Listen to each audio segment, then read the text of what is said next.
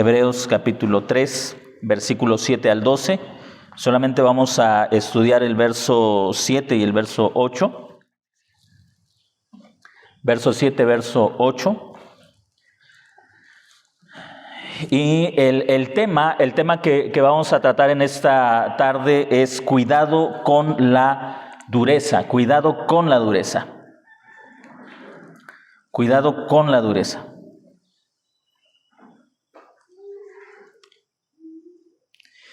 Quisiera vamos a leer el texto y después vamos a una introducción donde quiero comenzar con un par de preguntas que espero le ayuden a usted en la reflexión de esta tarde. Cuidado con la dureza es el tema que vamos a estar abordando. El verso 7 y el verso 8 de la carta a los Hebreos dice: por lo cual, así como dice el Espíritu, hoy, si oís su voz, no endurezcáis vuestros corazones como en la rebelión, en el día de la tentación en el desierto, donde me tentaron vuestros padres, poniéndome a prueba, aunque vieron mis obras 40 años.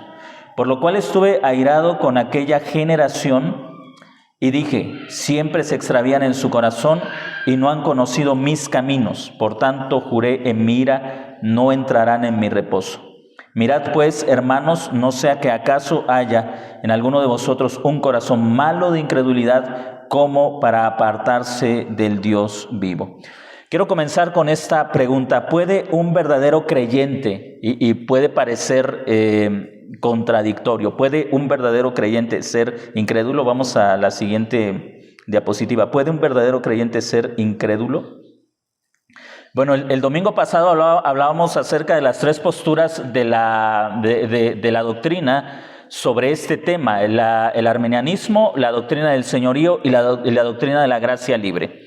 Descartamos el arminianismo como una postura no exacta en este tema, como una postura que no da una correcta respuesta a esta interrogante.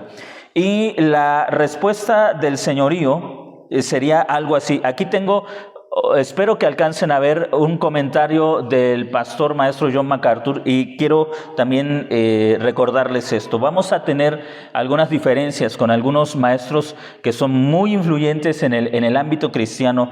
Las lecturas, los libros, las predicaciones del pastor John MacArthur son muy excelentes, son muy buenas. No haríamos muy bien en escucharlas, vamos a ser edificados por el material que él ha escrito, muchos libros que él ha escrito, pero hay aspectos en los que no coincidimos en la interpretación del texto, y este es un riesgo que todo cristiano corre. A veces la teología puede ser más importante que la exégesis. La exégesis es la identificación o la interpretación del texto, ir al texto y tratar de entender lo que el texto dice. Pero mi marco teológico puede ser un impedimento para hacer esa exégesis. Si yo ya tengo un marco teológico, si yo ya creo, por ejemplo, que el verdadero creyente no puede pasar por etapas de incredulidad, no puede incluso en algún momento abandonar la fe, mi teología ya está determinando mi exégesis. Y voy a pasar por alto aspectos clarísimos en el texto, pero no los voy a ver porque mi teología me está haciendo ciego a esos aspectos. Por ejemplo, MacArthur, en su libro El Evangelio según Jesucristo. Este es un libro que leí hace muchos años atrás cuando estaba estudiando, y que esta es una respuesta de John MacArthur a Charles Rayré de su libro Una salvación tan grande. Y MacArthur escribe esto: ¿puede un verdadero creyente ser incrédulo? Como vimos el domingo anterior, bueno, ahí tenemos lo de la doctrina del señorío.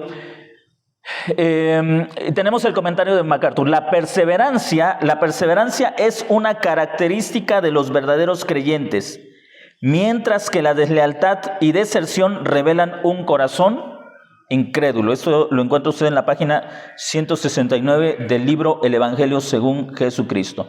La perseverancia es una característica de los verdaderos creyentes, mientras que la deslealtad y deserción revelan un corazón incrédulo. Así que si hacemos la pregunta: ¿puede un verdadero creyente ser incrédulo? Según la doctrina del señorío, según pastores como John MacArthur y otros hombres de Dios, que representan esta doctrina, la respuesta sería un rotundo no. Un verdadero creyente no puede sufrir incredulidad o no puede en algún momento apartarse de la fe, porque la perseverancia es una característica de los verdaderos creyentes. Dice MacArthur, o escribe MacArthur, mientras que la deslealtad y deserción revelan un corazón incrédulo. Entonces, un verdadero creyente no puede experimentar incredulidad, porque la incredulidad en el creyente, en palabras de MacArthur, y ahí tengo la cita, a la siguiente, ahí está, al final, lo que está entre comillas. La fe que Dios da no puede evaporarse nunca. La fe que Dios da no puede evaporarse nunca. Entonces, un verdadero creyente no puede caer en incredulidad según la doctrina del señorío. Ahora vamos a nuestro texto para ver qué es lo que dice la Escritura. En el verso 7, donde comenzamos la lectura en esta mañana, iniciamos con esta exhortación, por lo cual, así que aquí hay una aplicación. Lo que el escritor ha dicho de los versículos 1 al 6 acerca de Moisés fue fiel en la casa de Dios, Jesús fue fiel en su propia casa, la cual somos nosotros, explica el escritor de esta carta. Él fue fiel y se requiere que nosotros seamos fieles también, como termina el versículo 6, pero el Mesías o el Cristo como hijo sobre su casa, la cual somos nosotros, si nos aferramos a la confianza y a gloriarnos en la esperanza. Así que se requiere fidelidad en los creyentes, por lo cual, así como dice el Espíritu Santo, hoy si oís su voz. Hay una advertencia. Ahora, aquí quiero que usted piense un momento. Si como dice John MacArthur o como escribe John MacArthur, sí, como escriben ellos, la incredulidad es algo que el verdadero creyente no puede experimentar, ¿por qué se advierte en contra de esto? Es decir, si yo como verdadero creyente nunca, no estoy en riesgo de volverme incrédulo en algún momento de mi vida como cristiano. Si yo como creyente no corro el riesgo de apartarme de la fe, ¿por qué se nos advierte? ¿O por qué si los creyentes a los que se escribe la carta a los hebreos no pueden apartarse de la fe, ¿por qué se les advierte? A que escuchen la voz de Dios. Al final, el verdadero creyente no se va a apartar, ¿no es cierto? ¿Por qué se les hace esa advertencia? Intento que usted vea la falta de sentido en la postura de la doctrina del señorío. Si el verdadero creyente no puede apartarse, entonces ¿por qué hay advertencias en contra de la incredulidad o en contra o de que se corre el riesgo de apartarse? Si eres verdadero creyente y no te vas a apartar, ¿por qué se advierte? Supongamos, permítame ponerlo de esta manera. Si usted sabe que una computadora, un celular, no se puede enfermar de COVID, ¿tendría sentido que dijéramos cuiden sus celulares para que no les vaya a dar COVID? No tiene sentido. Porque usted sabe que es imposible que a su celular, que a su computadora se infecte de ese virus. Se puede infectar de cualquier otro virus, pero menos del virus del COVID. Ahora, no tendría sentido esa advertencia.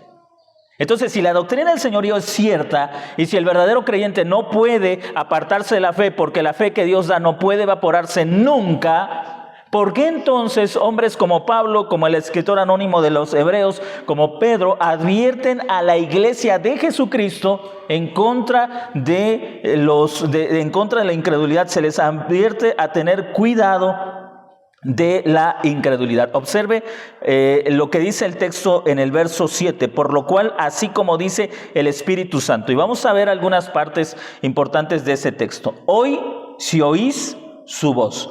Lo primero que se nos enseña, hermanos, en el verso 7, es que el Espíritu Santo habla a la iglesia. Y aquí quiero limitar esto. El Espíritu Santo habla a la iglesia. Por lo cual, así como dice el Espíritu Santo, este hoy nos remite al Salmo 95, que es el salmo con el que empezamos la lectura en esta mañana, y ahí se hace una advertencia haciendo referencia a un evento que usted va a encontrar. Y antes de que se me olvide, por favor, en esta semana lea Números capítulo 12, 13 y 14, que son el contexto de lo que vamos a hablar la siguiente semana.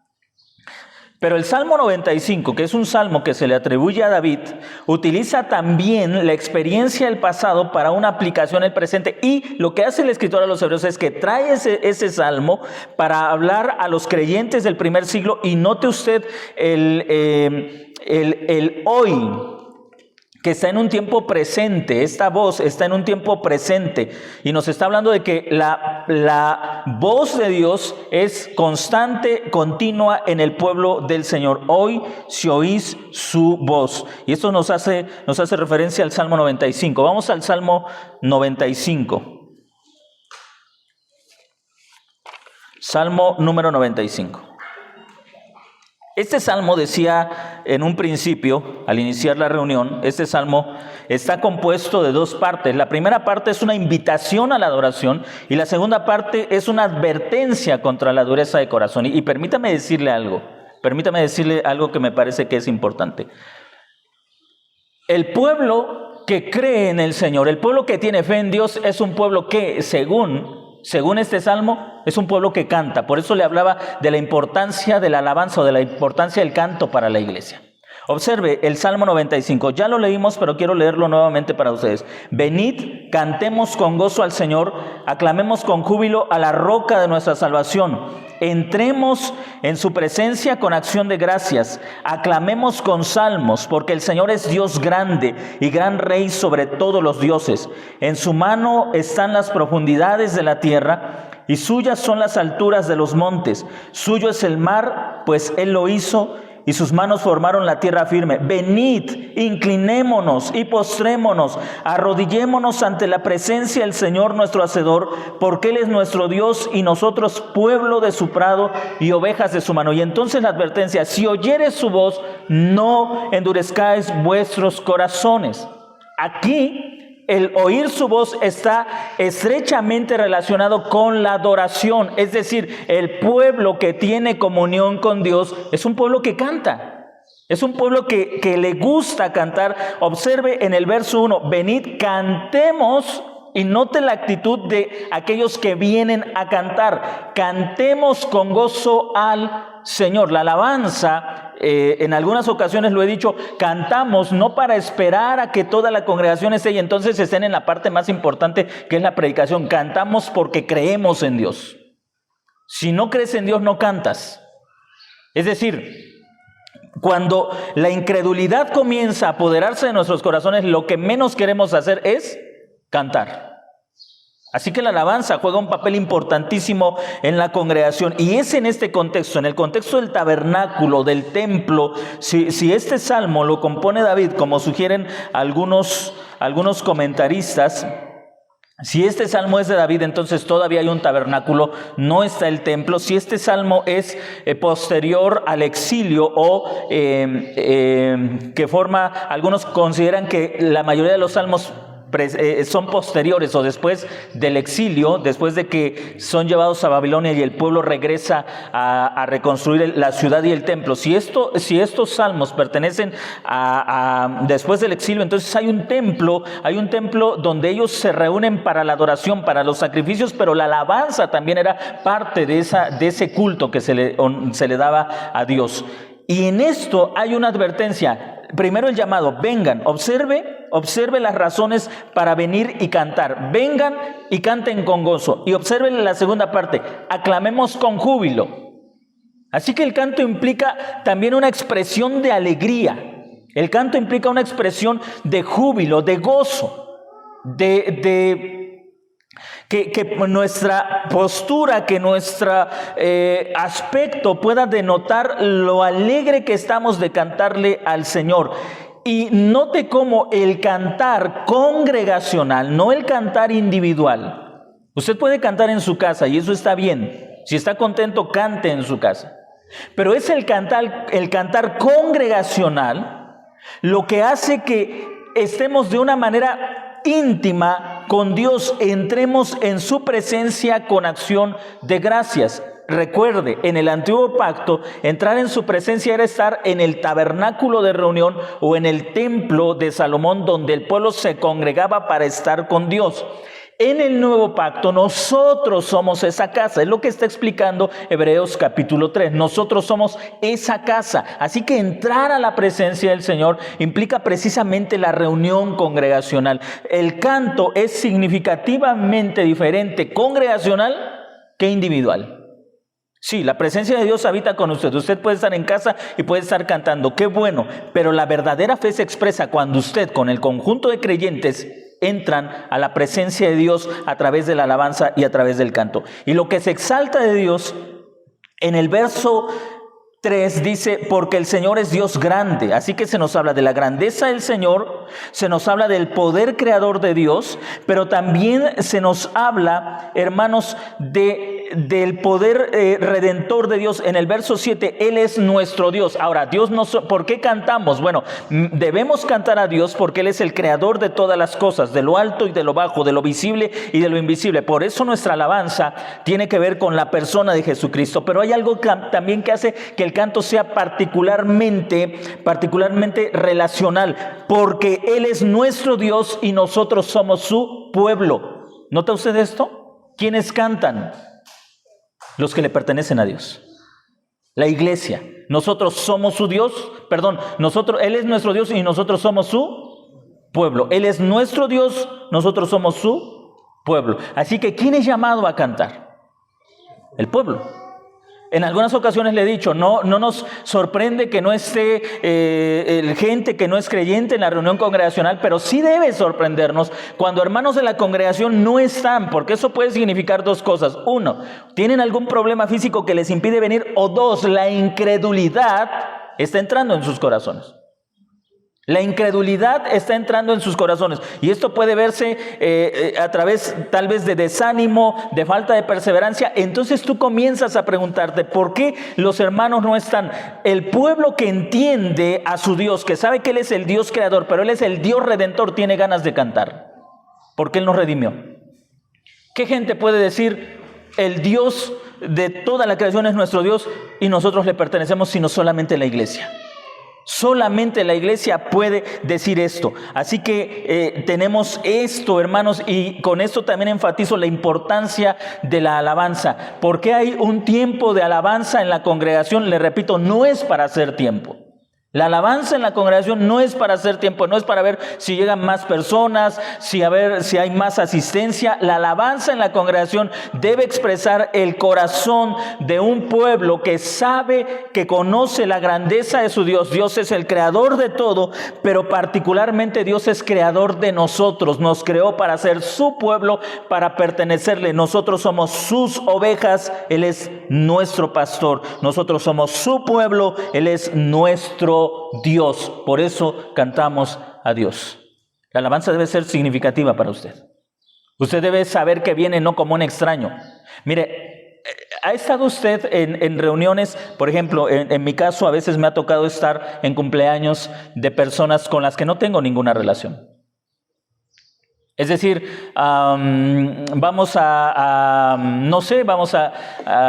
casa de alguna persona y hay un cumpleaños.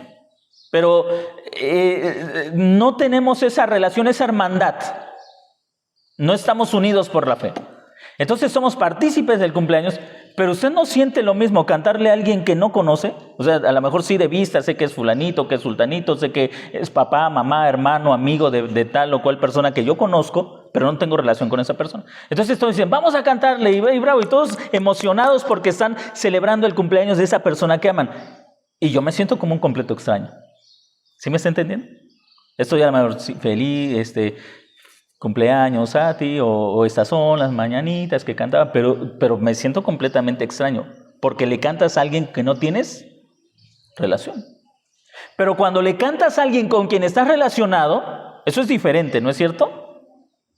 Ahora, ¿cómo debería usted estar en el canto a Dios? A menos que usted haya comenzado a distanciarse del Señor, a menos que usted haya comenzado a apartarse del Señor, entonces su canto comienza a ser así como indiferente. Yo siento que le canto, pero no siento que me escuche, no siento que me oiga. Pero el problema no es Él, el problema es que usted se está apartando, porque el llamado es a todos nosotros como creyentes: vengan con gozo, Vengan con alegría, vengan con devoción y canten a la roca de su salvación. Vengan con un completo gozo a cantarle al Señor, porque Él es nuestro hacedor, Él es nuestro Dios, nosotros somos su pueblo, Él es nuestro pastor, nosotros somos sus ovejas. El canto congregacional debería de ser emocionante. Desde el más pequeño hasta el más grande debería emocionar al pueblo de Dios. Debería alegrar al pueblo de Dios. Deberíamos emocionarnos en cantar aquel que es nuestro hacedor, aquel que nos redimió para ser su pueblo. Y eso está en armonía con lo que leemos en Hebreos. Acompáñame a Hebreos capítulo 3, versículo 6. Hebreos capítulo 3, versículo 6.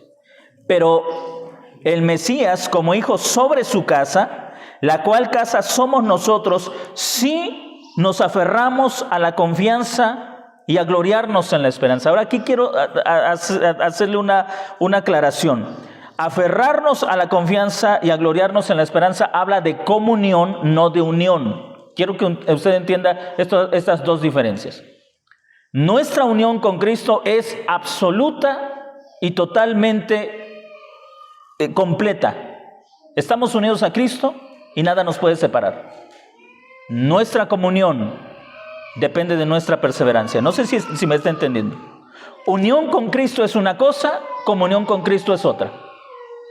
Lo que no distingue la teología o la doctrina del señorío es esa diferencia entre unión y comunión.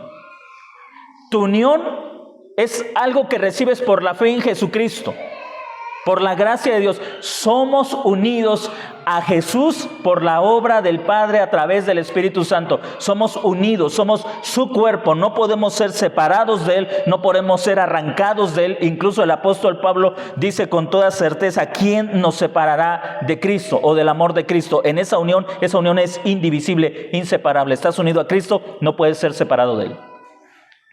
Pero Hebreos no habla de unión, habla de comunión. Y la comunión sí puede verse afectada. La comunión tiene que ver con la perseverancia en aquello que creemos.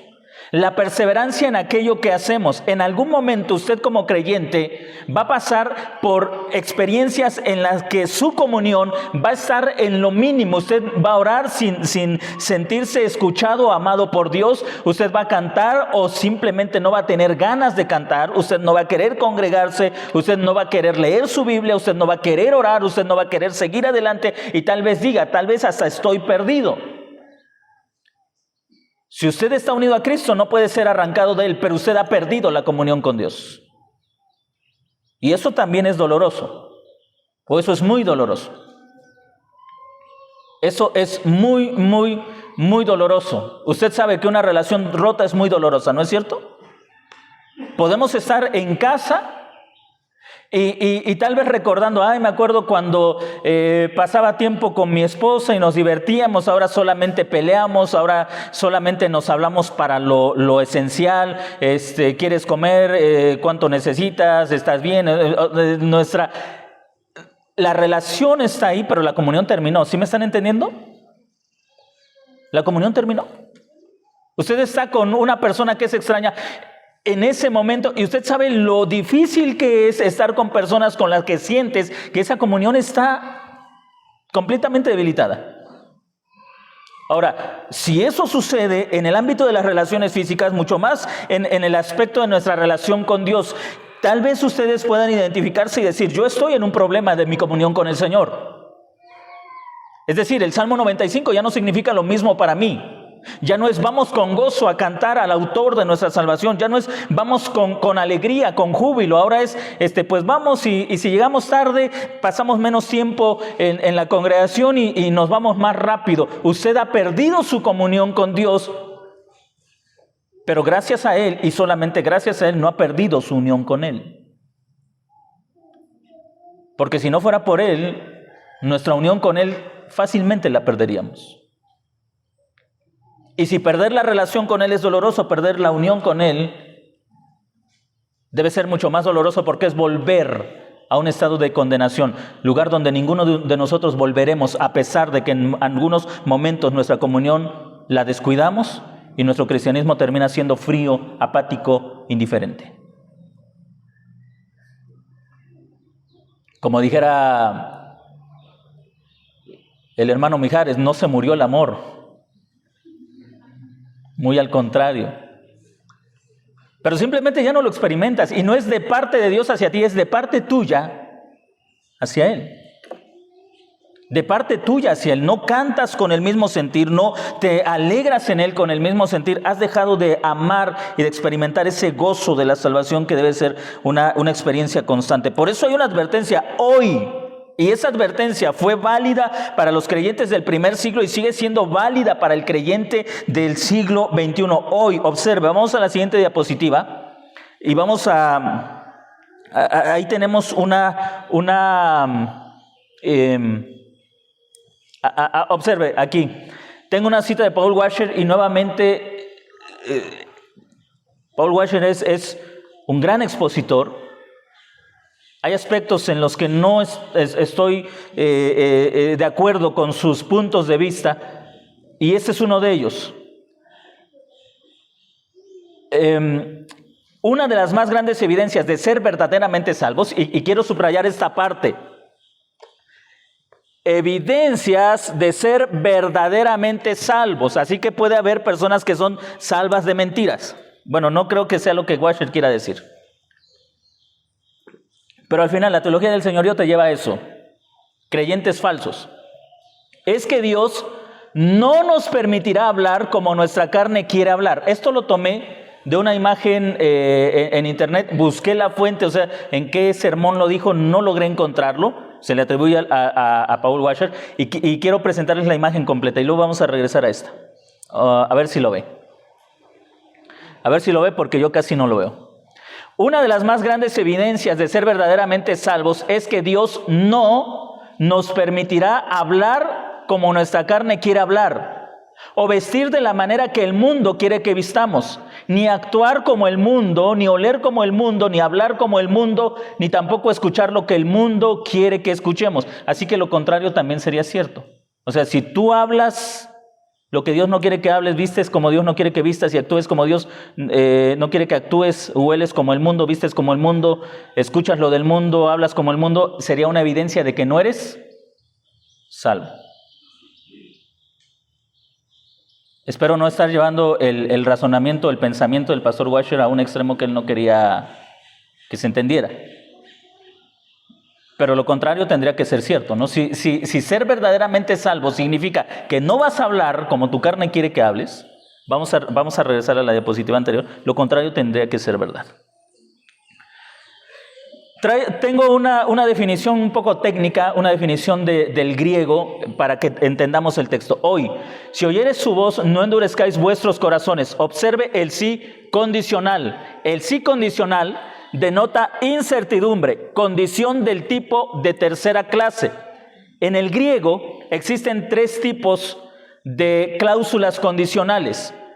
Primera, segunda y tercera. Bueno, la primera es un absoluto. Por ejemplo, cuando dices, cuando quieres dar una afirmación absoluta que no tiene otra posibilidad, usas el sí de primera condición. Por ejemplo, sí, voy a estar con ustedes la próxima semana. O sea, es un sí absoluto. El sí de tercera condición implica una posibilidad, dice la definición, denota incertidumbre con condición en la cual no se supone que la prótesis es la oración afirmativa. Por ejemplo, la prótesis en esta oración sería, si oyeres su voz. Esa sería la prótesis, la oración condicional. La prótesis en una oración del tercer tipo no es ni falsa ni verdadera, sino, como a veces digo, sino todo lo contrario. No es ni falsa ni verdadera, sino que se deja en la duda. Por ejemplo, ¿vas a venir el próximo domingo? ¿Vamos a hacer faena el próximo domingo? Es una suposición, no es porque si no, no. ¿Vas a hacer faena el próximo domingo? Si no llueve. O sea, ni estoy afirmando ni estoy negando. Depende del clima. ¿Sí me están entendiendo? Depende del clima. Si no llueve, hacemos faena el próximo domingo.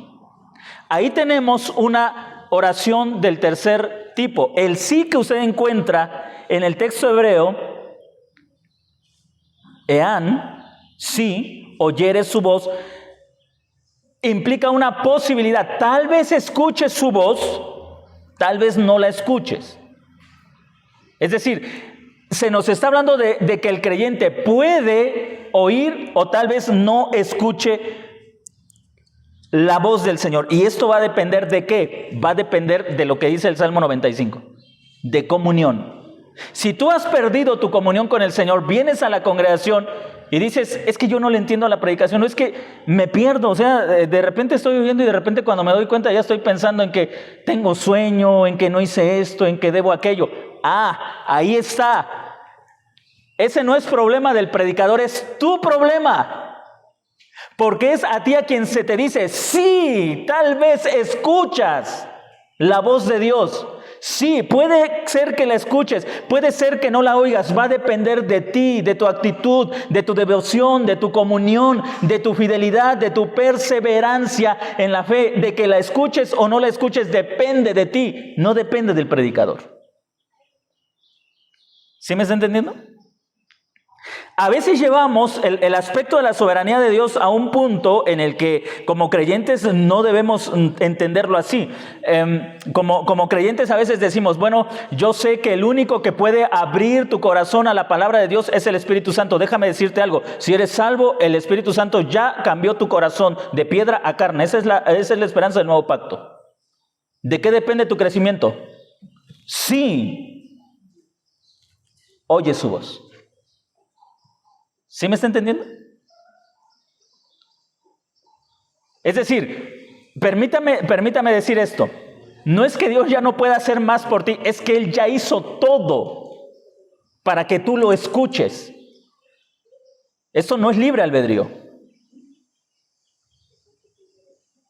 Esto es entender la salvación. Nosotros éramos esclavos del pecado cuando no había posibilidad de escuchar la voz de Dios. Estábamos muertos en delitos y pecados. Cuando Él nos salva, en la promesa del nuevo pacto dice, cambiaré sus corazones de corazones de piedra a corazones de carne. Es decir, Dios ya te hizo capaz de escuchar la predicación, de entender la palabra de Dios. ¿Por qué no la escucho entonces? ¿O por qué no la entiendo? Por esa condicional. Por falta de comunión. O por falta de disposición. No en Dios, sino en tu persona. ¿Sí me está entendiendo? Como dijeran nuestros hermanos carismáticos, si me está entendiendo, diga un amén. Ok, ¿vamos bien? ¿Alguna duda, alguna pregunta? Pastor, a mí esto me lleva a pensar que entonces es mi responsabilidad mantener esa comunión con el Señor. Sí, así es. No sé si recuerden que en una ocasión, como en dos o tres ocasiones, se ha dado un tema, prepárate para escuchar la predicación. Ahora, si nosotros creyéramos que esto es obra de Dios, entonces ¿para qué llamarte a la preparación? O sea, al final, Señor, aquí está tu pueblo, los que quieras que oigan van a oír, los que no quieras que oigan no van a oír. No, el Señor reprende a su pueblo y le dice, sí escuchas mi voz. Es decir, Dios es Dios por medio del Espíritu quien está diciendo, es tu responsabilidad escuchar, porque yo ya te di un corazón de carne para que escuches. Si no escuchas, el problema está en tu persona, no en algo que a Dios le faltó hacer para darte esa capacidad de escuchar. ¿Sí me está entendiendo? Entonces, y esto viene, aquí entendemos la importancia de la advertencia. Eso significa que yo como pastor, como maestro, que estoy dedicado a leer la Escritura, a investigar, a hacer análisis de la Escritura, hacer el trabajo de hermenéutica y todo eso, que yo también estoy dentro de esa advertencia. ¿Sí me está entendiendo? Que yo también en algún momento puedo leer y hacer todo ese trabajo y no escuchar el llamado de Dios a mi propia vida. Es decir, todos estamos en ese riesgo.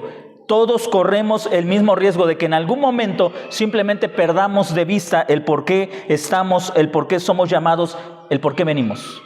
Perdamos ese propósito. ¿Algún comentario, hermanos? ¿Alguna duda? El hecho que perdamos nuestra comunión es cierto que es nuestra responsabilidad, porque no nos acercamos a buscar más a Dios, a escuchar, a leer, ¿no? Pero en la parte que dices, que comentas que es que perdemos la comunión, no la otra parte, como la unión. La unión. ¿Por qué motivos crees que son más característicos en por qué perdemos la comunión? Porque la unión tiene que ver con salvación. La salvación es la obra redentora de Dios en favor de su pueblo. Esas características, es decir, la unión con Cristo no puede ni crecer ni menguar. Ni crece ni se reduce. No es única. Es única. Eso depende entera y completamente de Dios. Pero la comunión tiene que ver con el crecimiento de cada uno de nosotros, con el esfuerzo. Alguien lo decía, es con el esfuerzo en la gracia. Y para nosotros como creyentes nos cuesta manejar esos dos aspectos, esfuerzo y gracia. Porque si es esfuerzo no es por gracia, y si es por gracia, ¿por qué debo esforzarme, no? Pero la Biblia sí nos habla de un esfuerzo en la gracia. Por ejemplo, la primera carta del apóstol Pedro, esfuércense en la gracia y en el conocimiento de nuestro Señor Jesucristo. O sea que esfuerzo y gracia van de la mano. Por la gracia nos esforzamos, porque ya somos salvos, nos esforzamos a conocer mejor a Dios. En este caso, cada una de estas características notan la disminución de la comunión con Jesús porque hay una falta de comprensión en su obra redentora. O sea, ellos eran salvos, pero no estaban entendiendo correctamente las implicaciones de toda esa salvación. Y eso comenzó a disminuir su emoción o su pasión por Jesucristo. Si yo no entiendo correctamente la salvación, eso va a disminuir mi amor por esta persona que me ha salvado. Porque al final, eso es parte de la predicación del próximo domingo, pero para que usted tenga una idea. Israel sale de Egipto. Llegan al desierto. Ellos no entendían plenamente la redención. ¿Y qué comienzan a decir? ¿Para eso nos sacaste de Egipto? ¿Para morir acá? La devoción por Dios se cambia en crítica, en queja, en amargura. No estaban entendiendo correctamente el plan de Dios. Sí, soy cristiano, qué bueno, cuando me muera me voy a ir al cielo, pero aquí mientras ¿qué? Aquí tengo problemas, tengo necesidades económicas, tengo enfermo, me corrieron del trabajo, tengo esto y tengo aquello. Sí, me voy a ir al cielo, pero ¿para qué me sirve irme al cielo? Lo que necesito es aquí algo. Ahora, muchos creyentes no lo dicen, pero viven de esa manera, o sea, viven con esa queja, viven con esa actitud. Sí, el Señor me salvó para irme al cielo, pero mientras estos años que me voy a echar aquí en la tierra, pues, ¿qué voy a hacer? Y eso te va disminuyendo la devoción, el amor por Dios y terminamos siendo muy quejumbrosos. Nuestra devoción por el Señor termina. Específicamente, preguntabas de las características, ¿no? Es que yo pienso que en realidad nuestra comunión la vamos perdiendo porque no hemos entendido el Evangelio. Y cuando no comprendemos el Evangelio y no vamos a él, nos enfriamos, nos volvemos muy mecánicamente y entonces nos distanciamos. Sí.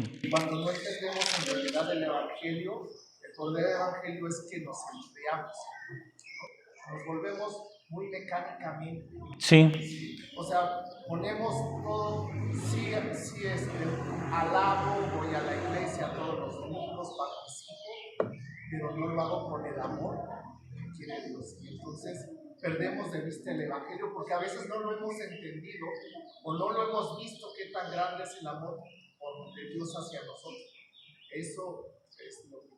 Exactamente, y es muy acertada, tienes mucha razón. Es decir, perdemos de vista la riqueza del Evangelio y terminamos siendo creyentes hasta muy religiosos, la vida cristiana comienza siendo una agonía. Es decir, es como si Dios estuviera diciendo, te salvé, pero antes de que tengas toda la riqueza que yo he preparado para ti, voy a hacerte sufrir para que entonces a ver si de veras te lo mereces o no.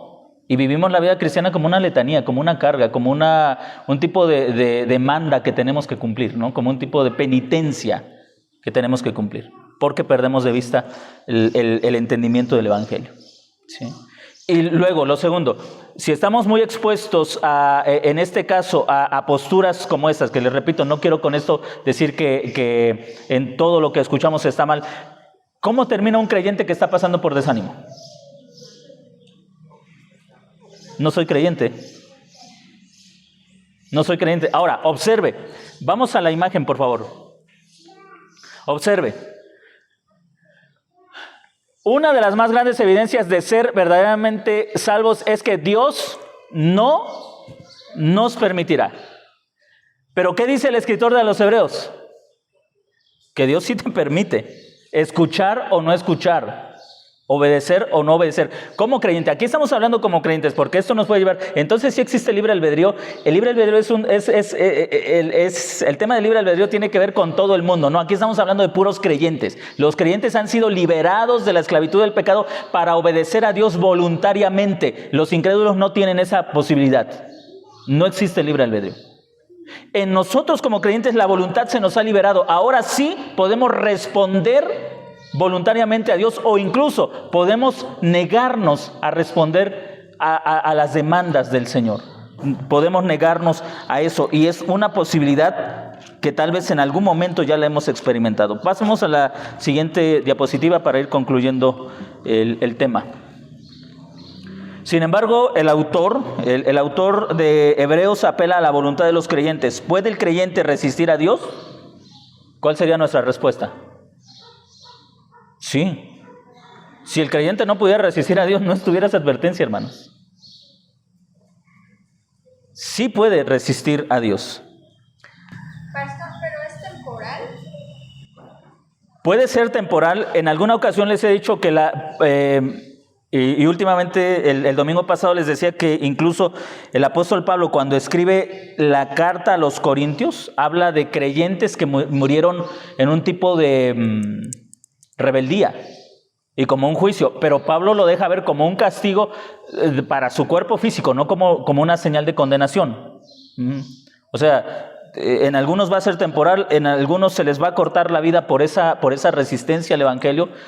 Pero aquí sí quiero señalar algo y enfatizar algo. No confundamos unión con comunión.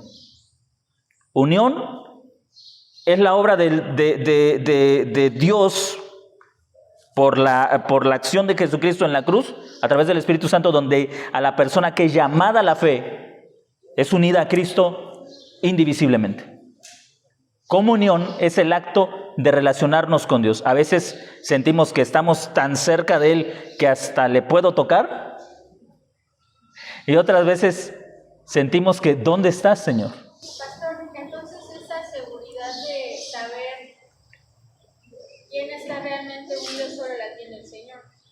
Porque por lo que está diciendo ahorita es para los creyentes. Para los creyentes. O sea, un creyente puede mantenerse en comunión o alejarse un poco o alejarse mucho, pero seguir siendo unido. Habrá un grado donde pues ya no esté unido, pero sí. O sea, esa seguridad de esa unión la tiene el Señor.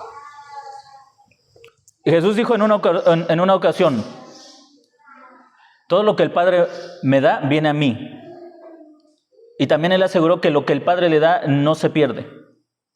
En cada uno de esos aspectos notamos que la seguridad del creyente debe estar basada en lo que Cristo hizo y no en nuestro caminar, porque si lo basamos en nuestro caminar, a veces me siento salvo, a veces me siento bien perdido.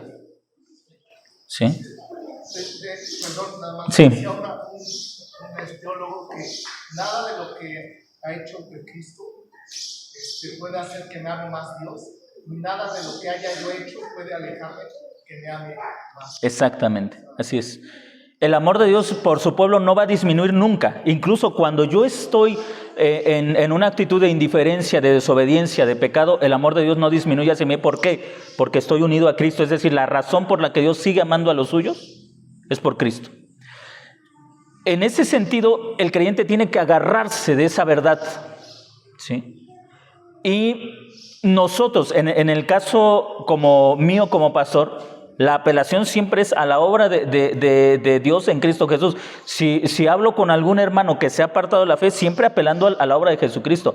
Es que debes entender que Él murió por ti, que Él perdona tus pecados. A veces está esa inseguridad, es que yo ya he ofendido mucho a Dios, tal vez Él no me va a perdonar, es que no quiero volver, me siento culpable, me siento mal. Hay un grado de culpabilidad. ¿Qué es lo que hacemos? No puedo apelar a la experiencia y decirle, no, pues sí es cierto, quién sabe si seas salvo. Apelamos a lo que tú sabes. ¿Y qué sabes? Que lo que le pertenece a Dios no se puede perder. ¿Sí? Alguien decía con mucha certeza, quisiéramos tener una lista donde el Señor nos dijera, todos estos son mis escogidos, mis predestinados. No la tenemos. Yo lo decía también porque decía de que es doloroso perder la comunión y más doloroso la unión. Uh-huh.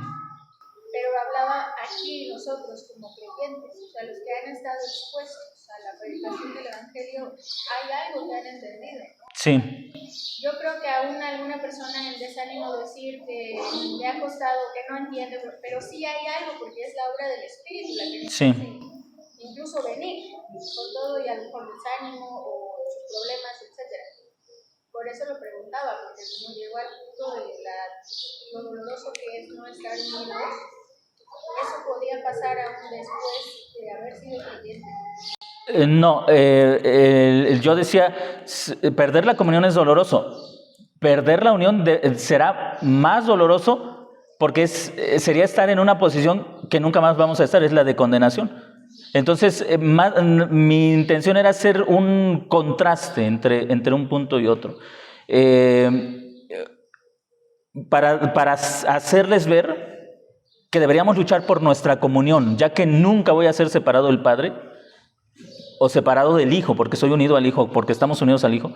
Deberíamos luchar por nuestra comunión con Él. Él ya ha hecho todo para que esa comunión no se vea interrumpida. La interrupción de la comunión va a ser el resultado de nuestra negligencia. O sea, si Él ya me dio un corazón de carne,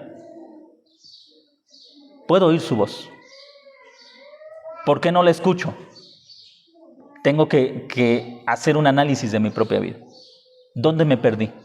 O sea, ¿dónde perdí el rumbo? ¿Dónde me salí de ese camino? ¿Dónde lo abandoné? ¿Dónde dejé que ese gozo de saber que en Él estoy perfectamente unido, que nada me puede separar, comenzó a morir por mi problema económico, mi problema de salud, mi problema familiar? ¿Dónde comenzó a morir? Y comencé a dudar de Él y perder ese gozo de mi comunión con Él. Sí, definitivamente ningún creyente va a ser separado del Padre. Esa unión es... el ser separados de Él es imposible. Imposible. Tendríamos que decir que el sacrificio de Jesús no fue perfecto, que no pagó todo por nosotros. Entonces sí es... La doctrina del señorío trata de responder esto de esta forma, ¿no? Entonces, alguien que se aparta debe ser un creyente falso, pero ella nos mete en otros problemas. ¿Qué es la fe? ¿Sí? Entonces, hay algunos aspectos. Cuando hable sobre el tema de la fe, que llegamos al capítulo 11, voy a explicar más el entendimiento de la fe. ¿Sí? ¿Alguna pregunta, algún comentario? Creo que Clemente. Quiero hacer un comentario acerca de eso, de que es parte de nuestra responsabilidad, como en muchas ocasiones usted lo ha mencionado, la parte financiera, la parte de tu salud, que Dios tiene el control, pero tienes que poner de tu responsabilidad, de tu parte, ¿no? Y que no tiene que ver con el libre albedrío, pero sí es parte de lo que te corresponde como ser humano. Entonces no podemos culpar a Dios de todo, ¿no? Él ya ha hecho, como dice usted, lo que le corresponde y nosotros somos los que tenemos que esforzarnos. Hace algunos meses usted comentaba el hecho de que me parece que el pastor se había suicidado o algo por el estilo. Y también venía la pregunta de si era salvo o no era salvo. Ya, sí es salvo. Sí. Y pues bueno, sirve para complementar esto, de que su unión no se perdió. A lo mejor su comunión no estaba tan bien, algo estaba pasando, pero la unión, como dice, que es para Dios, para Dios. Sí, la unión tiene que ver con la obra redentora de Cristo. La comunión tiene que ver con nuestra obediencia a la palabra de Dios. En este sentido, Dios no solamente ha hecho lo que le corresponde, ha hecho todo para que nosotros vengamos a Él abierta y libremente como pueblo suyo. ¿Sí? Vamos a concluir. Observe, mientras nuestros hermanos que van a servir la cena la preparan. Vamos a la siguiente diapositiva. Observe, escuchar la voz de Dios es posible solo para los creyentes. Y ahí tenemos escrituras, solamente algunas de ellas que nos enseñan esto. Si en verdad lo han escuchado y han sido enseñados por Él, como la verdad está en Jesús. Otra vez, el sí condicional de tercera clase, no de primera clase. El creyente puede escuchar la voz de Dios. Hay algunos aspectos que son importantes ahí. Mis ovejas oyen mi voz y yo las conozco, ellas me siguen. Solo los creyentes pueden oír la voz de Dios. Y si solamente los creyentes pueden oír la voz de Dios, entonces solamente los creyentes pueden negarse a escuchar esa voz. ¿Sí? Un ejemplo. Si en casa llamo a mis hijos, ¿quiénes son los únicos que pueden hacer que no escucharon, que los llamé? Pues mis hijos. A lo mejor están mis hijos y están primos o amigos. Y entonces llamo a uno de mis hijos o llamo a mis hijos, vengan acá. Ellos no escuchan. No quieren ir, ¿no es cierto? Pero los otros sí oyeron, oye, te habla tu papá. Ahora, la analogía está limitada. Los incrédulos no pueden escuchar la voz de Dios porque están muertos en sus delitos y pecados. Pero a donde quiero llegar es que el verdadero creyente escucha y a veces se hace que no oye o resiste a la voz de Dios. La resiste. Esto está condicionado por algunos aspectos. Vamos. Regresa al anterior. El sí condicional indica una posibilidad. Tal vez oigas, tal vez no. El contexto es el sufrimiento. El contexto de Hebreos. El contexto es el sufrimiento. Creyentes, parece ser que es difícil entender la voz de Dios cuando estamos envueltos en una crisis. Nuestra mente se nubla, nuestro entendimiento se embota y corremos el riesgo de caer en incredulidad. Cuando estamos pasando por una crisis, comenzamos con sí, pero es que a mí Dios ya no me oye. Sí, pero es que a mí esto. Sí, pero... Y comenzamos con excusas. Comenzamos a resistir la voz de Dios. Comenzamos a resistirla. Eso es lo que le estaba pasando a la iglesia de los hebreos. Ellos estaban pasando por dificultades que estaban haciendo que su entendimiento de la palabra de Dios comenzara a embotarse, a nublarse. Y decir, es que el gozo de la salvación se estaba perdiendo. Ahora, terminamos con esto. ¿Puedes medir tu incredulidad o puedes medir tu fe? La respuesta es sí. Sí. ¿Cómo? Tienes que aprender a observarte a ti mismo. Y curiosamente, la respuesta está en tu respuesta a la congregación. ¿Qué tan emocionado te sientes de ser parte de un pueblo que le canta al Dios creador y redentor de los suyos? ¿Qué tan emocionado te sientes? Es decir, es como una manera de evaluar tu fe. Le repito, si yo no tengo fe en Dios, yo no tengo ganas de cantarle a Él. ¿Sí me está entendiendo? Si yo no tengo fe en Dios, yo no tengo ganas de cantar. Porque yo estoy ocupado en resolver mis propios problemas, en resolver mis propios asuntos. ¿Puedes medir tu incredulidad o tu devoción? Sí puedes hacerlo. Y eso tiene que ver con algo que tienes que aprender a hacer tú. Si notas, el llamado es tanto congregacional como particular. Hoy, si oyes su voz, se llama al pueblo, pero hay individualidad. Tú, si oyes la voz del Señor. Así que la pregunta es muy personal. ¿Estás escuchando la voz de Dios? ¿Estás respondiendo a su llamado? ¿O qué es lo que está apagando tu fe? ¿Qué es lo que la está matando? Porque hay una advertencia. No sea que vayas a endurecer tu corazón. Eso lo vamos a ver la próxima semana, pero quiero recalcar algo. Observe usted el no endurezcas. No endurezcas. No dice, no dejes que el diablo endurezca tu corazón. Es no lo endurezcas. ¿Quién endurece su corazón? Cada uno de nosotros. Es que comenzamos con excusas. Es que yo me acuerdo que antes como que la alabanza era más unida en la congregación y como que hacíamos esto y se veía más la unidad. No, tal vez tú endureciste tu corazón y ahora no percibes lo que sigue ahí. No, es que yo me acuerdo que antes las alabanzas eran más bonitas, eran más mejores y eso sí me emocionaba. Tal vez endureciste tu corazón. Note esa advertencia, no endurezcas. Tú eres el responsable de ese corazón de carne que Dios te dio bajo el nuevo pacto. Tú eres responsable.